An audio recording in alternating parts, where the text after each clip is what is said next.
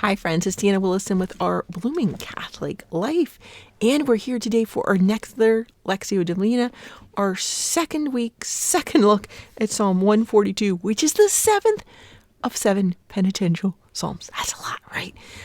King David was really crying out to God when we already heard this on Monday, and a great time for reflection. So I wanted to read to you something from St. Francis of Assisi today. Let's go ahead and read about King David. In nomine Patris et Filii et Spiritus Sancti. Amen.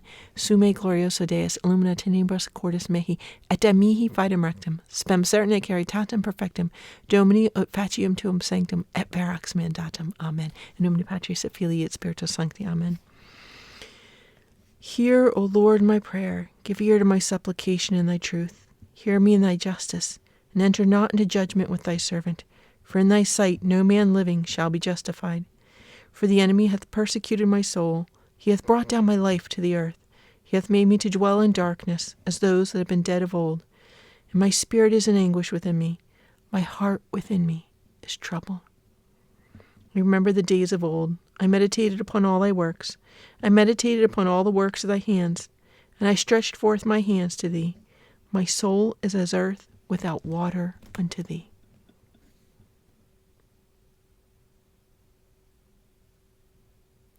For the enemy hath persecuted my soul. He hath brought down my life to the earth. He hath made me to dwell in darkness, as those that have been dead of old. And my spirit is in anguish within me. My heart within me is troubled. I remember the days of old. I meditated upon all thy works. I meditated upon the works of thy hands. I stretched forth my hands to thee. My soul is as the earth without water unto thee. Real cry of the heart. So many of us have had those moments in our life when we cry out. And here we find St. Francis of Assisi on the road. So many of us are so familiar with this story, but I know I'm familiar with a slightly different version. He is looking for true and perfect joy, meditating upon it while he's walking with Brother Leo. It says it reflects a letter which Francis sent to Brother Leo, which was the result of a conversation on the road and the resolution of a question about gospel life, which is very interesting. I think so often we just get the straight up conversation. We don't get the letter, which has a little bit more reflection, a little bit more nuance worked in, and that's why I want to read it to you. That same Brother Leonard related in the same place that one day at St. Mary's, Blessed Francis called Brother Leo and said, "Brother Leo, write." He responded, "Look, I'm ready." "Write," he said, "what true joy is." A messenger arrives and says, "All the masters of Paris have entered the order." "Write, this isn't true joy." Or that all the prelates, archbishops, and bishops beyond the mountains, as well as the King of France and the King of England, have entered the order. "Write that this isn't pure joy." Again, that my brothers have gone to non-believers and converted all of them to the faith. Again, I have so much grace from God that I heal the sick and I perform many miracles. I tell you, true joy doesn't consist in any of these things. Now, these are great and mighty things that we all hope come to fruition.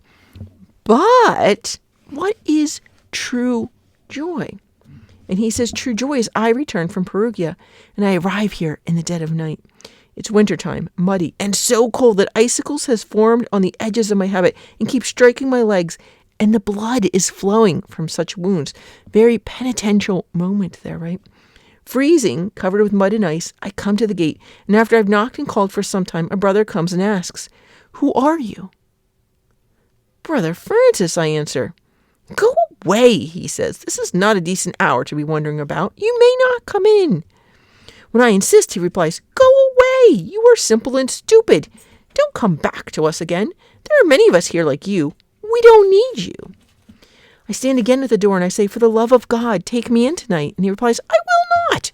Go to the crozier's place and ask there."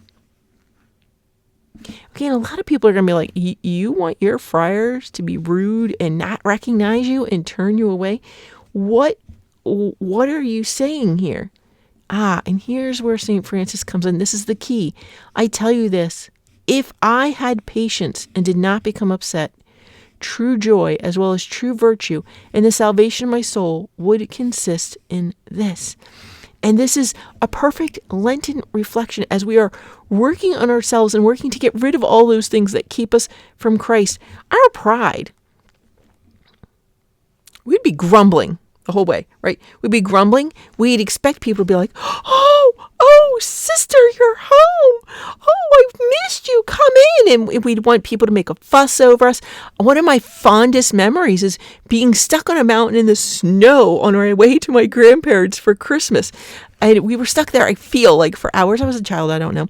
On this mountaintop, the state police had stopped us. And when we were finally got through and got to my grandparents' house, I think my grandmother was already asleep. My grandfather had a hot meatloaf in the oven that he was cooking for us and waiting for us. And he was so delighted to see us. And that is one of my most cherished memories, being that beloved. And it's a beautiful, beautiful memory. And here is St. Francis saying, no, remember what had happened to Christ, right? This is the passion of Christ.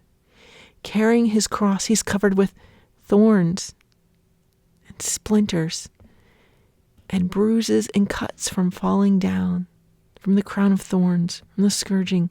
He's covered in blood. He's tired. He's weary. And he's come home. He's coming to the fruition of his mission. This is it. And yet people still don't recognize him. His own disciples run away. Are they at the foot of the cross? There's just John and his mother Mary and the other Mary and maybe another Mary. There's a lot of Marys. But the others they are not there. They've turned away. They've turned him away. And if he had patience and did not become upset, true joy, as well as true virtue, and the salvation of my soul would consist in this. Jesus didn't become angry. He didn't strike us all dead. He could have done that. He absolutely could have done that. He could have just stricken those apostles dead as they ran away, as they were hiding. He could have done that. He didn't. He could have struck down everyone who was there. That would have been a witness. But he did not. That's not what he chose. He did not choose the witness of power and prestige. So St. Francis here, he's not saying he doesn't want to have all these people convert to God. He absolutely does. Would he love it if all the intellectual masters of Paris would join the order and become simple and humble?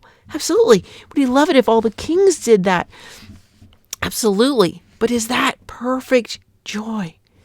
No, perfect joy is suffering as Christ has suffered, entering into that mystery, uniting himself to the cross.